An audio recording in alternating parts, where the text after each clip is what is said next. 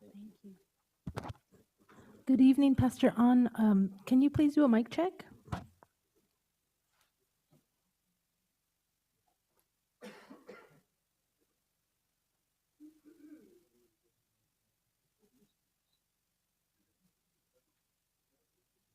Hi, check 1 2, 1 2 3, check 1 2 3. Perfect. We can hear you. Thank you.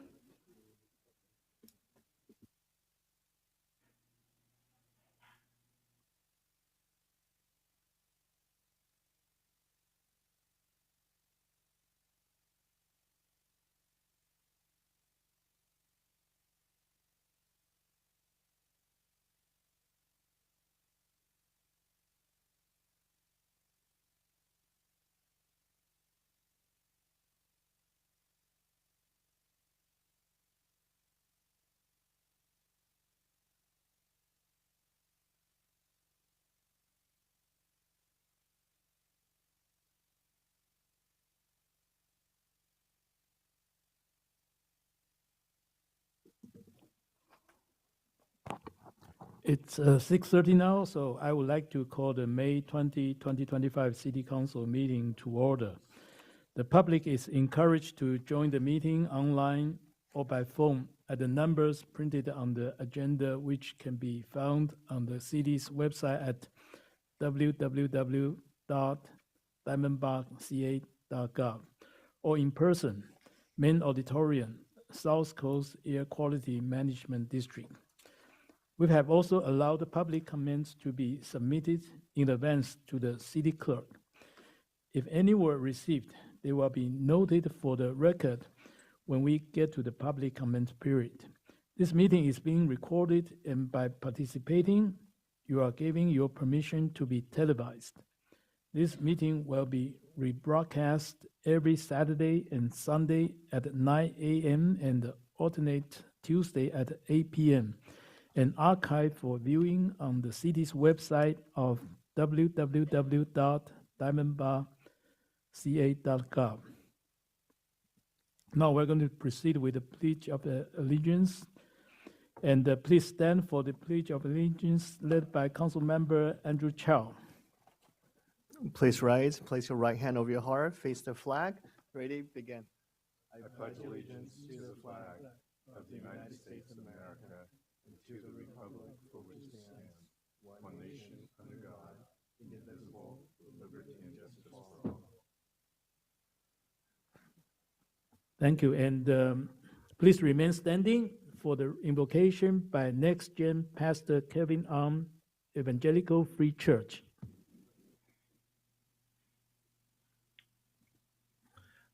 Thank you, everyone. Let us pray. Father God, I want to thank you for this city council meeting tonight. First, pray for all the city council leaders, the mayor, for all the citizens here participating and responding to the call to be, Lord, active citizens in our community. I pray, Lord, just for just the conversations that happen here tonight, that they would be done so with charity and with grace, that decisions that are made would be decisions that are made with the best interest in mind for each and every single person within our fair city. Pray for also just our leaders, Lord, who have responded to this call, this burden of leadership and serving our community. Thank you for all the things that are seen and not seen. And Lord, for each person here speaking tonight, just pray that you would let your spirit guide them with a spirit of charity and grace.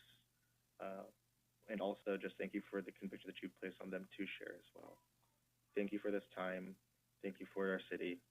In your son's name, amen. Thank you, Pastor. Please be seated. Now, City Clerk Santana, can you please call the roll? Yes, Mr. Mayor. Councilmember Chow? I'm here. Councilmember Liu? Here. Councilmember Lowe? Here. Mayor Pro Tem Tai? Here. Mayor Tang? Here. Thank you. Next session is approval of the agenda. City Manager Fox, are there any changes to the agenda tonight? Mayor, there's no changes to the agenda. The agenda is hereby approved. Next session is a special presentation, certificates and proclamation, and we have none tonight. So we'll proceed to the city manager's report and recommendation. City Manager Fox, are there any reports? Mayor, there's no additional reports tonight. Thank you, Mr. Fox. Next session is a public comments.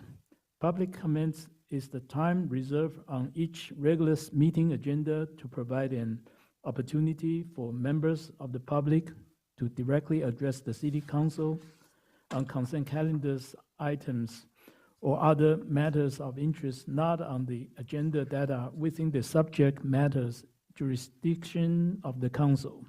Although the city council values your comments pursuant to the Brown Act, members of the city council or staff may briefly respond to public comments if necessary, but no extended discussion and no action on such matters may take place. There's a 5 minutes maximum time limit when addressing the city council. At this time, I will call up speakers who have submitted a speaker card first. Then City Clerk Santana will ask for those callers join the teleconference who may wish to speak under public comments. Now, I have received speaker card from Cynthia Yu.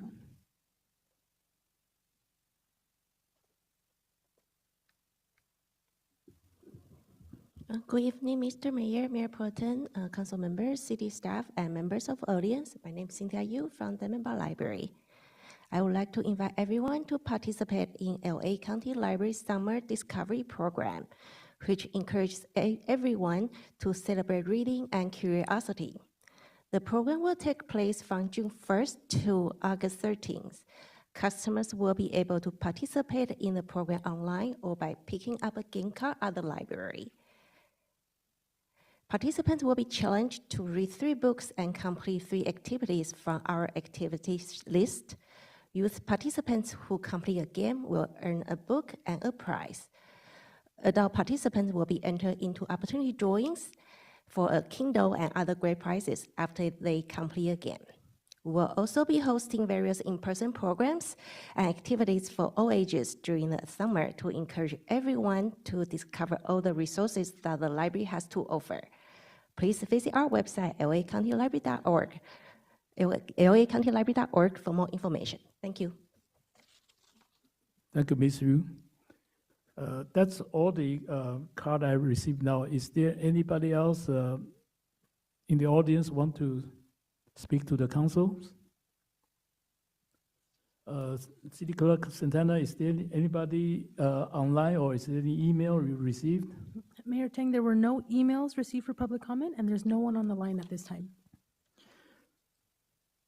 And I will close the public comments at this time.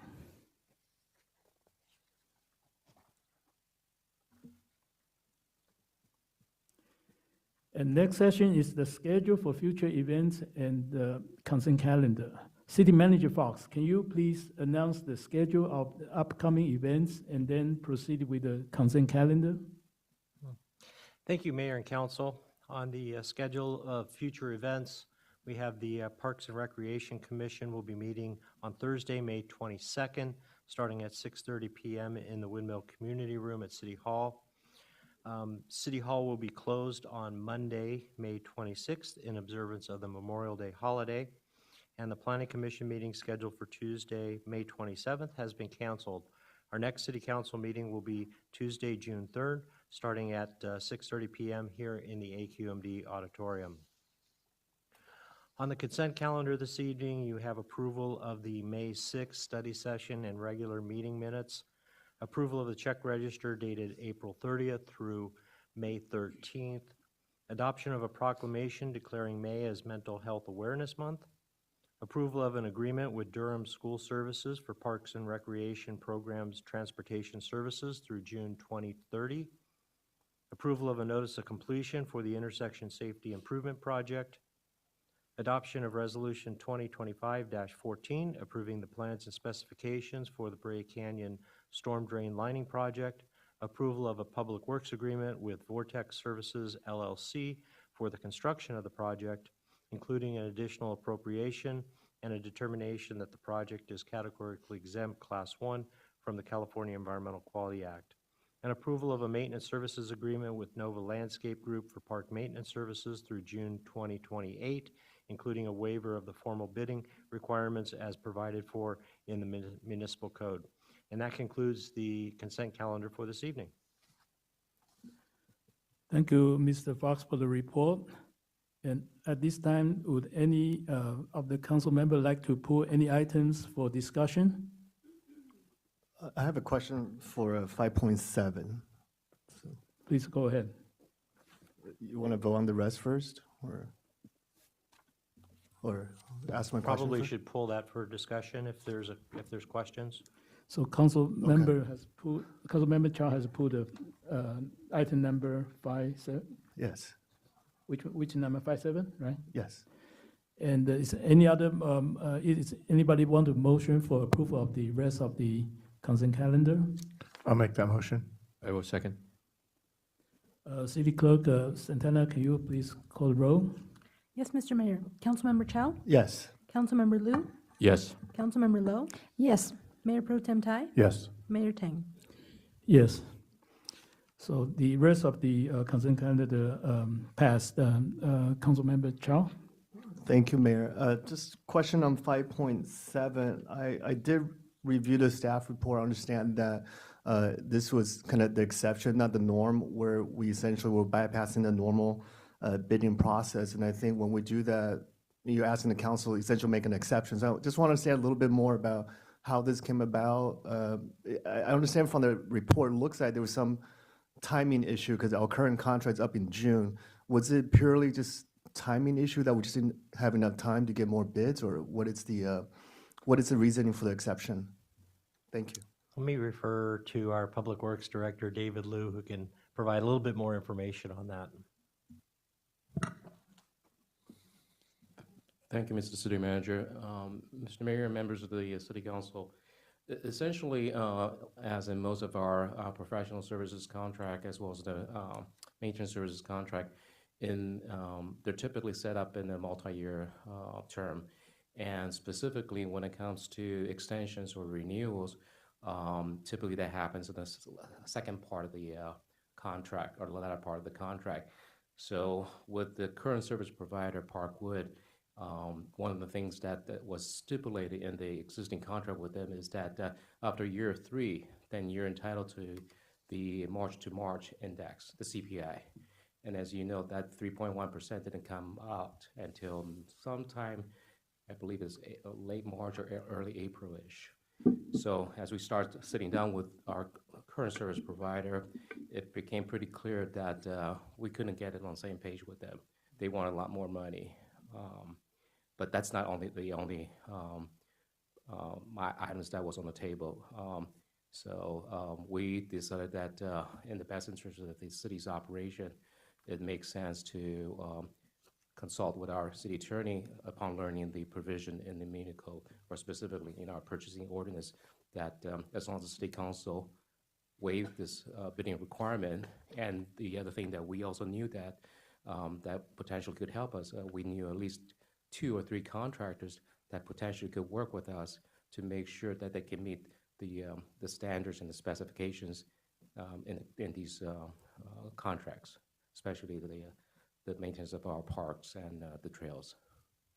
Great thing. Yeah, I did see the staff report that the looks like the scope of service is identical and the annual cost is very similar. I think it's only off by a couple $100. Correct. Right. So, so according to our city attorney, so going forward, what other potential reasons might come up where we will bypass the normal bidding process that you can think of? So there are different levels of bidding requirements. So for public works contracts, state law covers that, and you have to have an emergency in order to waive public bidding. But these are maintenance type contracts, and so the city council has full authority over the letting of maintenance contracts. So the public contracts code, the state law is not implicated. Only our municipal code is implicated. And in our code, the city council left to it the authority to waive the pre-established bidding requirements that the city council had adopted. And that's the situation in this case, where we're coming to you because of the issue with the current contractor and ability to negotiate with other contractors and get a better price moving forward. And that makes sense. It's just last question. So, Mr. Liu, you mentioned that the CPI numbers usually come out in April, and we probably don't want to be in the same situation again. So I saw that their contracts from June to June. So was it specifically designed so that we won't have the same issue? Because that way, when we potentially re-up our contract, we would already know the CPI for that year, since the contract is June to June. Is that right? I think historically, we try to be consistent and uniform with all of our contractors. So the March to March index has always been, the practice for the last several years. That doesn't mean we can, when it comes to something like the landscape maintenance or the park maintenance services, we can have a different index to look at. I think that's just going to be us and the contractors, if the city council has that interest. But March to March is a very, we do that with, I think it was almost all of our contractors and service providers, so we have that consistency throughout the city. Okay. Sounds good. Thank you. And the bids are good. I looked at both bids that came in. This one's much more competitive, the one that we chose, so thank you. So with that, So is there any other comment? then- Oh, I have a question. Just if we are going to have a open bid, how long is going to be the process of the open bid? Mr. Mayor, members of the City Council, if we're talking about the open bid process, the first step will be for the city to issue or release the request for a proposal. Typically, you want something this extensive and this comprehensive. You want to make sure in order for these bidders to prepare professional proposals, that's at least 1 to 2 months process just for the service providers. So at the end of the day, I think you're looking at least 3 to 4 months process, minimally. Thank you for your answer. Is there any other comment? Do we have a motion? I'll move for approval of item 5.7. Do we have a second? Second. Ms. Santana, can you take a vote? Yes, Mr. Mayor. Councilmember Chow? Yes. Councilmember Liu? Yes. Councilmember Lowe? Yes. Mayor Pro Tem Tai? Yes. Mayor Tang? Yes, motion passed. Thank you. Next session is public hearing.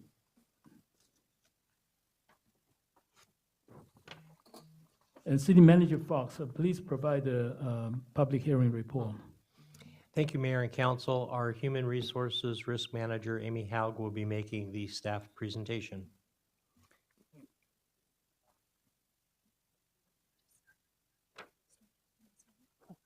Thank you, Mr. Fox. Good evening, Mayor and members of the City Council. The item before you is a public hearing on city vacancies and recruitment and retention efforts. Assembly Bill 2561 was introduced to address the issue of job vacancies in local government, which adversely affects the delivery of public services and employee workload. Among other requirements, the bill mandates that public agencies present the status of vacancies and recruitment and retention efforts during a public hearing at least once annually during the fiscal year. The bill was enacted into law and is codified under Government Code Section 3502.3 and is effective January 1st, 2025. The agenda for tonight's presentation includes the following information.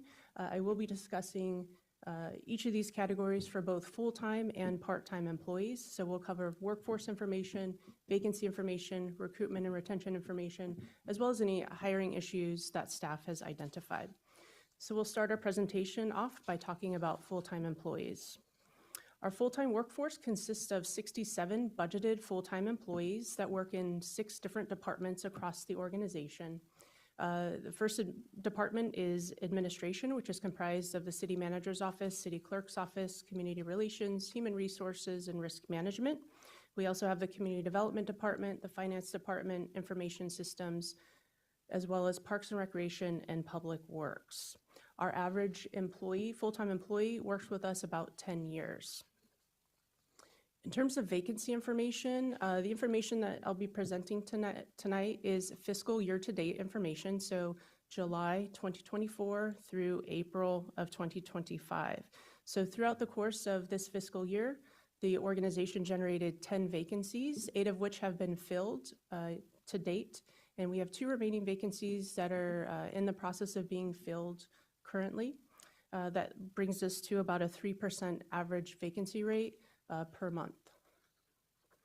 In terms of vacancy rate and information, you may wonder, well, how were these vacancies generated? It was really through a variety of ways. The council did authorize 2 new FTEs, or full-time equivalents, for this fiscal year. 2 employees retired. We had 4 employees leave the organization for what I would call an external promotional opportunity, so an opportunity outside of the city that paid a higher salary or position.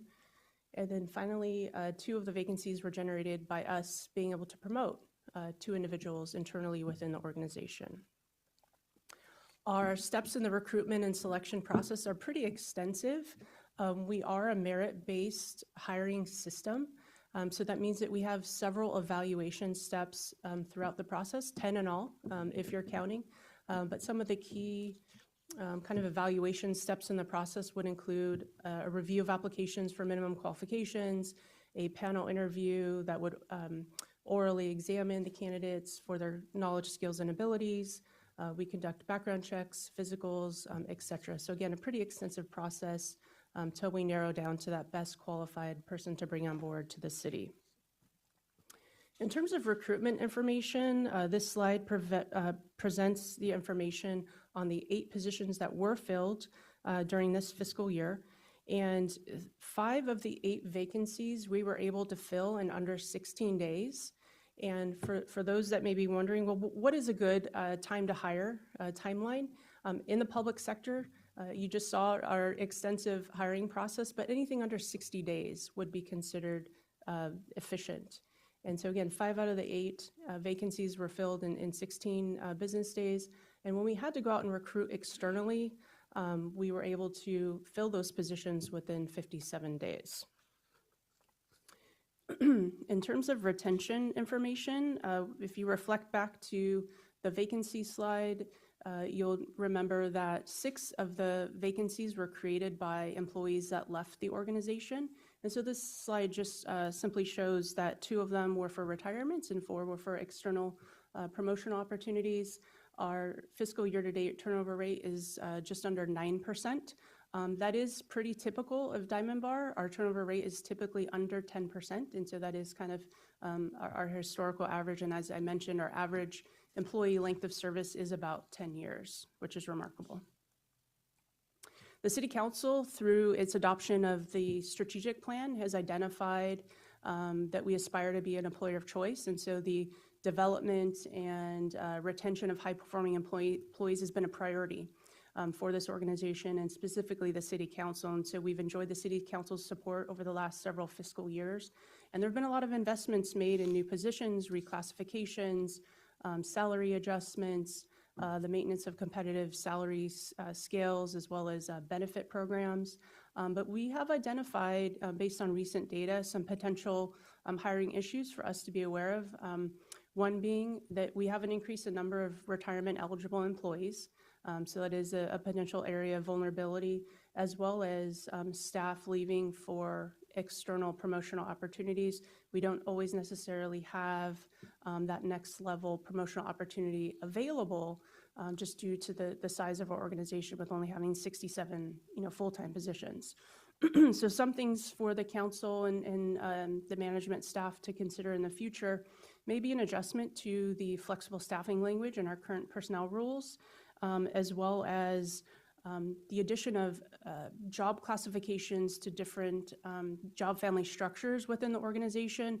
And by considering these 2 items in the future, which would have no immediate costs or really policy changes, it would really just allow the organization to move employees more flexibly through their job family into a higher classification, so maybe be reducing those that leave the organization for a promotional opportunity.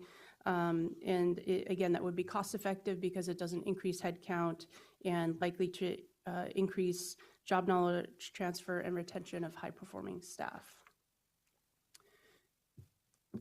Moving on to the discussion of part-time employees. Our part-time workforce, when we're talking about part-time employees, we're really referring to our part-time, non-benefited, intermittent or seasonal employees in the organization. We do budget for them a little bit differently than we do for full-time staff. We budget them in what we call a salary pool. So we have a total budget figure that the departments work within to schedule the staff. And each individual employee does not work more than 999 hours per fiscal year. Some of the classifications that are currently being utilized within the part-time group include administrative interns. We currently have one in each of the departments listed there, in finance, public works, as well as community development. But the majority of our part-time workforce resides in the Park and Recreation Department. So they're known as recreation leaders, senior recreation leaders, recreation specialists, facility attendants, and they are represented by AFSCME Local 917. Moving on to vacancy information. For this particular group, it's really impossible to calculate the vacancy rate because there is no budgeted headcount for this group. The positions are filled based on departmental as well as programmatic needs in each of the departments. But on average, we can carry anywhere from 50 to 60 part-time employees on payroll. In terms of recruitment statistics for the part-time employees, during this fiscal year to date, we have filled 9 part-time positions, 2 administrative interns, 2 rec leaders, 2 senior recreation leaders, 3 senior recreation leaders, 2 facility attendants. And I'll note that we are currently hiring for our summer programming, and so I would anticipate over the next month or so for us to bring on about a half a dozen additional recreation leaders just so that they can help support a lot of the summer programming. It's kind of our peak season in the Parks and Recreation Department. The next slide discusses retention information and or turnover statistics for our part-time non-benefited group.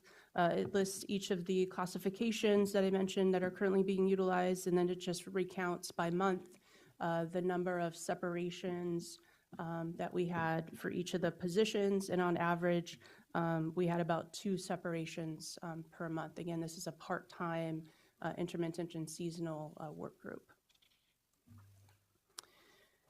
And then finally, the council again has been very supportive, not only in their strategic plan and their policy documents, but really in action. Over many years, the part-time group has been eligible for merit increases as well as bilingual pay as applicable or as they qualify for that. And even in recent years, coming out of the COVID pandemic and when the organization sought to return to kind of a normal recreational programming operation and calendar of events, we came to the council in September of 2021 and we asked for some assistance to deal with some hiring and retention issues that we were facing at that time. You may remember the term the Great Recession and just the difficulty that employers nationwide were having with recruiting and retaining. And so we asked for your assistance. The council was supportive in approving temporary hiring incentives, and we've kept those going since 2021. And so those hiring incentives include new hire stipends, referral stipends. So if an employee refers one of their friends or schoolmates and they get hired on, there's a small stipend attached to that. And then since a large number of our part-time employees are in college or are taking college courses, we did extend on a prorated basis our tuition reimbursement program. There's some eligibility requirements along with that, but we found that to be very useful as well. And so with that, that wraps up the city presentation. Thank you for your time and would be happy to answer any questions that you may have. Thank you for your presentation. Now, I would like to open the public hearing. Is there anyone here that would like to speak on behalf of the American Federation of State, County, and Municipal Employees, AFSCME Local 917? Mayor, just to confirm, there's no one on the line at this time. No one, okay. Are there any other public comments on this item? Any online to comment? No, and no emails were received for this item either. Seeing no other comments, I would like to close the public hearing. Are there any council comments or discussion? Councilmember Chow? Councilmember Low? Councilmember Liu? Mayor Pro Tem? Is this a receive and file item, or is there no Receive action? and file, yes. Okay, do we need to make a motion to receive and file? Okay, I'll make the motion to receive and file. And I'll thank you, second. Ms. Amy, for the report. So we have a motion, we have a second. City Clerk Santana, please call for the vote. Yes, Mr. Mayor. Councilmember Chow? Yes. Councilmember Liu? Yes. Councilmember Low? Yes. Mayor Pro Tem Tai? Yes. Mayor Tang? Yes, motion passes. Next agenda item is council consideration. There are no council consideration item on tonight's agenda. Moving on, we're going to next session of council subcommittee reports and the meeting attendance reports and council member comments. We are going to start with the council member Chow. Thank you, Mayor. Just a quick congratulations to Prospector Federal Credit Union. I know Mayor, myself, and Councilmember Lowe were at the ribbon cutting today. So congratulations on the, I guess it's a merger and a re-grand opening. They apparently been Dunbar since 1990-ish. So, and then last weekend, a few of us also had the opportunity to attend the annual municipal conference out in Indian Wells, and we heard specifically from Nathan Hockman, our new district attorney. I have to say he spoke. He's very eloquent speaker. He went on for about 45 minutes without looking at his notes even one time. But more importantly, he spoke a lot on his desire to enforce law and that the DA position should not be one that's ideological, but instead is based on facts and laws. So I thought that's very well articulated, and we look forward to having him in that role and working with him to hopefully bring our crime down. So thank you. Good night. Thank you. Next, we have council member Stan Liu. Thank you, Mayor. I'd like to thank staff for the insightful presentation and the diligent work. And I would like to wish my wonderful wife a very happy birthday today. and I would like to wish our community, everyone, a early happy Memorial Day weekend. And please celebrate responsibly and safely. And finally, I'd like to congratulate all of our students that are graduating next week and the week after, and all the students that are having promotions onto the next level. Congratulations. With that, I'll say good night. Thank you. Thank you. Next, council member Lowe. Thank you, Mayor. It was really an excellent showing that we had this morning to congratulate Prospectors Credit Union for their grand opening. Lots of good people there, and they just have a really nice business. So we're really grateful that they're in Diamond Bar. And I agree with Councilmember Chow regarding our DA Nathan Hockman. Just really impressive speaker, as well as our sheriff, Sheriff Luna, and the ideas that they're bringing forth, and just not simply enforcing our laws, but helping people who actually need help, so that at some point when they are, so that they can successfully return to society. So that's something that we can all, it's a big project that we can all work on. And of course, you know, the mental health continues to be an issue that plagues Los Angeles County. And it's not an easy problem, but hopefully that our leadership, we will be addressing those problems.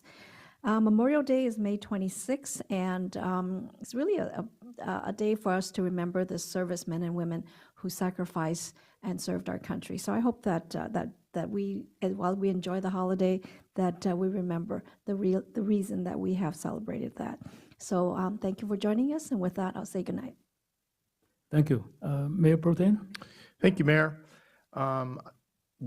Along with two colleagues and our city manager, I also was at the California Contract Cities Association 66th Annual Municipal Seminar. Was another good one. They always seem to put on a good one. And we had the opportunity to say goodbye to outgoing President Jennifer Perez from Norwalk and celebrated incoming President Brenda Olmos from Paramount. Being a past president, I know what they've been through and what they have ahead of them, and I'm looking forward to supporting them in every way we can.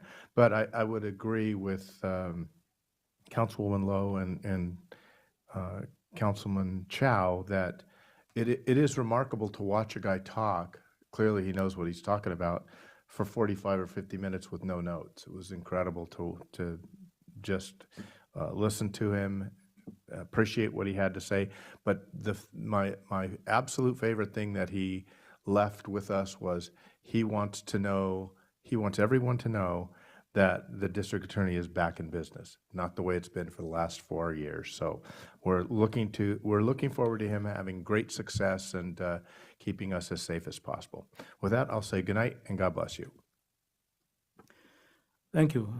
First, I want to thank our city staff to prepare a very detailed study session for our budget this afternoon. And I also thank my council member colleagues to have a very in-depth, vivid discussion about our budget. And everybody wants to see if we can improve and maybe see a better number of our budget in the next few years. And so it's very encouraging to see the actions of everybody. And regarding my colleagues' comment about Hodgman and Luna, I mean, I do remember attending a meeting a few months ago. Both of them came to talk about budget of the newly passed Proposition 36. And I think that's a very important topic. So they're talking about even if we have passed Proposition 36, but the state and the county government just did not allocate enough funding to